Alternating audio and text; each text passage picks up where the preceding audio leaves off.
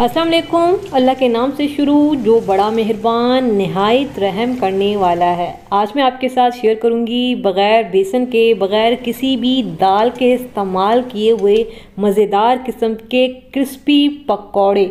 क्योंकि अभी रमज़ान आने वाला है, बेसन बहुत ज़्यादा महंगा हो जाएगा, दालें तो वैसे ही महंगी हैं।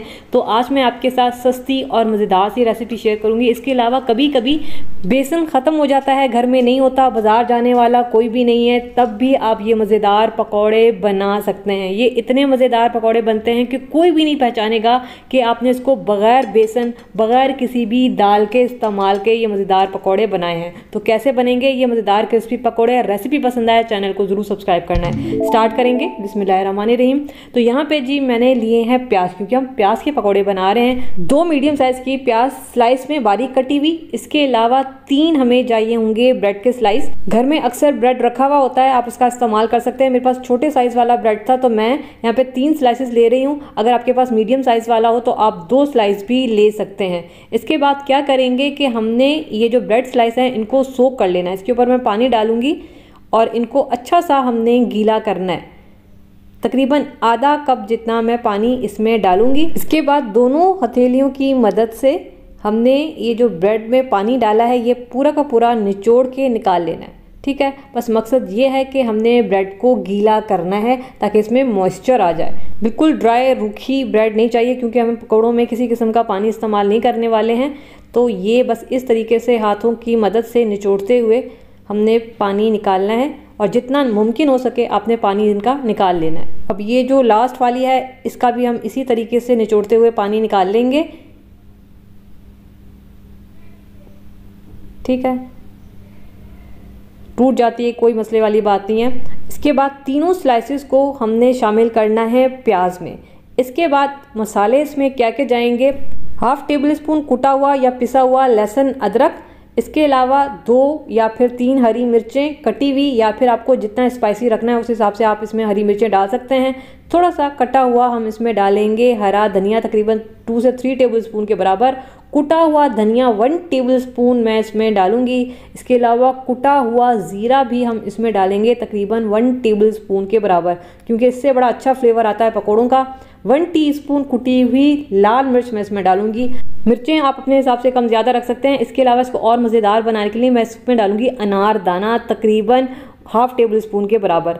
अब देखिए इसको थोड़ा सा हमें बाइंडिंग देनी है, तो उसके लिए मैं 2 टेबल स्पून या तो आप कॉर्नफ्लोर डालें या मैदा डालें, जो भी आपके पास मौजूद हो घर में आप वो डाल सकते हैं। 1/2 टीस्पून हम इसमें डालेंगे नमक।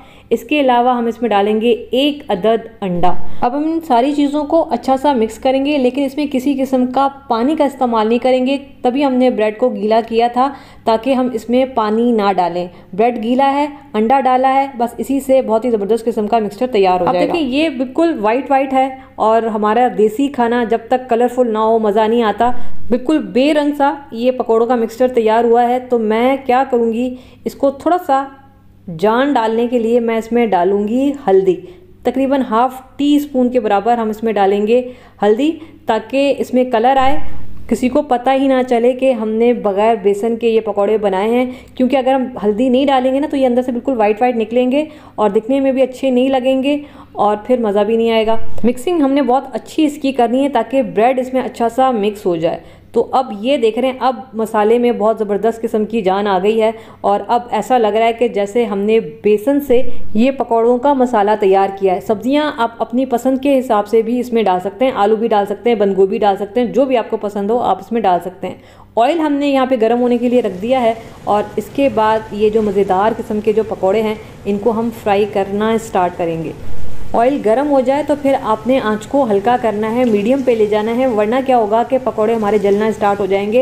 इसमें ब्रेड है, फ़ौरन से ब्रेड जो है वो अपना कलर पकड़ती है। तो इस तरह से हम पकौड़े डालते जाएंगे और ये देखें जी, मिक्सचर से आपको कहीं से भी नहीं लग रहा कि इसमें किसी किस्म का हमने बेसन का इस्तेमाल नहीं किया। और ये फ्राई भी बिल्कुल वैसे ही होते हैं जैसे बेसन के पकौड़े होते हैं। बस दोनों तरफ से गोल्डन ब्राउन कलर आने तक और अच्छा सा क्रिस्पी होने तक इनको फ्राई करना है। ठीक है, आंच तेज़ नहीं रखिएगा, फ़ौरन से कलर आ जाएगा, जल जाएंगे और फिर काम सारा ख़राब हो जाएगा। रोज़ेदारों को अच्छी और मज़ेदार चीज़ आपने खिलानी है। तो ये देखें, अब ये कितना ज़बरदस्त कलर आया है, बिल्कुल वैसा ही जैसा असल पकौड़ों में आता है।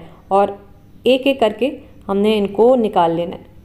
ये देखिए जी, क्या ही माशाल्लाह से ज़बरदस्त किस्म के हमारे पकौड़े तैयार हुए हैं। आप चाहें तो चिकन डाल सकते हैं, आलू डाल सकते हैं, सब्जियां डाल सकते हैं। इसी रेसिपी को फॉलो करते हुए आप अपने हिसाब से, अपनी पसंद के हिसाब से चीज़ें डाल सकते हैं। तो ये देखें जी, क्या ही मज़ेदार और क्रिस्पी हमारे पकौड़े तैयार हो चुके हैं। ये देखें, बस सारे पकौड़े हम इसी तरीके से फ्राई करते जाएंगे और निकालते जाएंगे। और ये जो सबसे पहले हमने फ्राई किया है, इनको हम निकालेंगे प्लेट में। आवाज़ देखें, ये बिल्कुल वैसे ही पकौड़े हैं जैसे आप बेसन से बनाते हैं, और टेस्ट भी उससे ज़्यादा मज़ेदार इंशाल्लाह आपको मिलेगा। तो ये जो बाकी के पकौड़े हैं वो भी हमारे फ्राई होकर आ गए हैं, और इसमें से काफ़ी सारे पकौड़े तो मेरे घर वाले वैसे ही ले जा चुके हैं।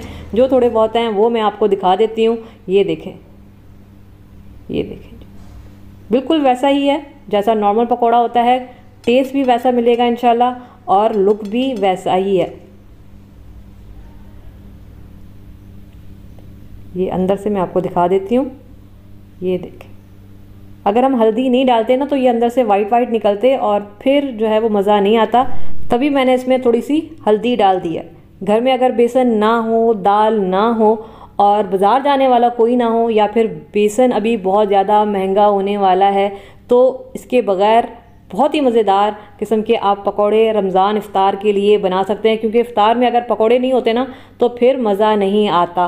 तो मैंने इसके साथ चाट मसाला, वही वाला चाट मसाला जो मैंने आप लोगों को बनाना सिखाया है, केचप रखा है। आप इसके साथ चटनी भी रख सकते हैं, और रोज़ेदारों को ये मज़ेदार पकौड़े बना के खिला सकते हैं। और खिलाने के बाद आप बताइएगा कि ये जो पकौड़े थे वो बग़ैर किसी बेसन और दाल के आपने बनाए थे। तो ये थोड़ा सा चाट मसाला मैंने इसके ऊपर डाला है। रेसिपी आपने ज़रूर बनानी है, और बनाने के बाद मुझे बताइएगा भी, और दुआओं में मुझे याद रखिएगा।